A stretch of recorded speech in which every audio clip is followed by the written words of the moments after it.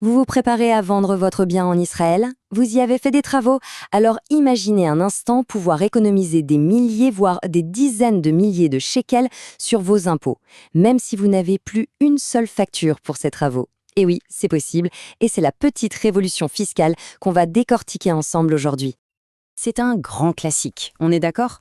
On se lance dans de grands travaux, on met toute son énergie pour créer la maison de ses rêves, les années passent, les cartons de déménagement s'entassent, et au moment de vendre, impossible de remettre la main sur ces précieuses factures.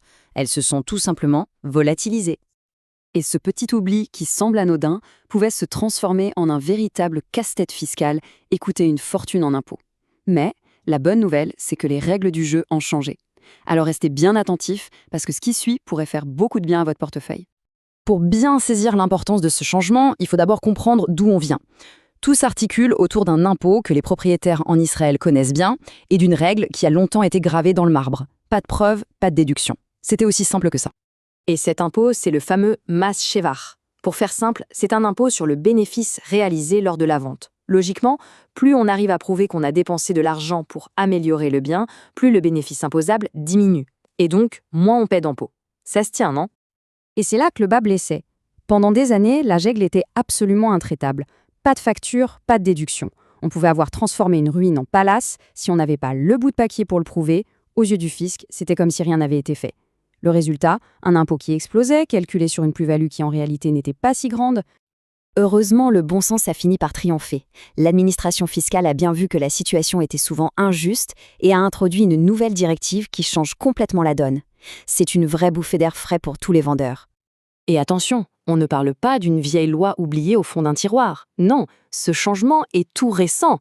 C'est en janvier 2024 que cette directive a été publiée, offrant une véritable bouée de sauvetage à d'innombrables vendeurs. Avant ça, c'était vraiment le parcours du combattant. L'idée derrière tout ça est simple, rendre les choses plus justes. Il s'agit de ne plus pénaliser les gens de bonne foi qui ont réellement investi dans leur logement. Et cette mesure vise spécifiquement les vendeurs d'une résidence principale. Bon, alors, concrètement, comment ça marche? Quelles sont les démarches à faire pour en profiter? C'est ce qu'on va voir tout de suite, étape par étape. En fait, le processus est assez direct. Première chose, on joue carte sur table. On fait une déclaration sur l'honneur pour dire qu'on n'a plus les factures.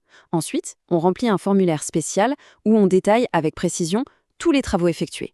Et enfin, un inspecteur fiscal, un mefakeya, va examiner le dossier pour vérifier que tout est cohérent. Et le rôle de cet inspecteur est absolument clé. Il doit être convaincu de 3 choses. 1. Est-ce que les dépenses ont bien été faites par le vendeur? 2. Est-ce que ces travaux ont vraiment apporté une plus-value au bien?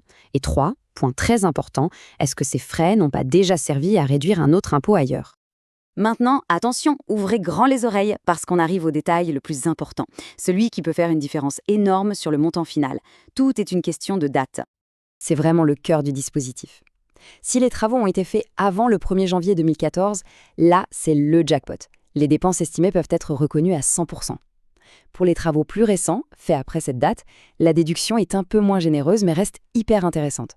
Le fisc va juste retirer la TVA et une marge pour l'entrepreneur. Mais dans tous les cas, c'est infiniment mieux que zéro. La question qui se pose maintenant, c'est d'accord, mais sans facture, comment on prouve tout ça? Eh bien, la réponse, c'est qu'il va falloir se transformer en détective et rassembler le plus de preuves alternatives possibles pour construire un dossier en béton. Et voici tout ce qu'on peut mettre dans sa boîte à outils. Pensez à tout, les vieux contrats, les devis d'architecte, les relevés bancaires, les talons de chèque. Mais s'il y a bien une chose à ne surtout pas négliger, ce sont les photos. Avant, pendant, après, c'est la preuve visuelle la plus forte. Et bien sûr, un permis de construire ou un rapport d'expert immobilier, et là, c'est la cerise sur le gâteau. Allez, assez de théorie, on va passer à la pratique. Combien est-ce qu'on peut vraiment économiser avec ce système? On va prendre un exemple, chiffré, vous allez voir, c'est tout de suite beaucoup plus parlant. Ok, imaginons une plus-value d'1,5 million de shekels. Et disons qu'il y a eu pour 400 000 shekels de travaux avant 2014, mais sans facture.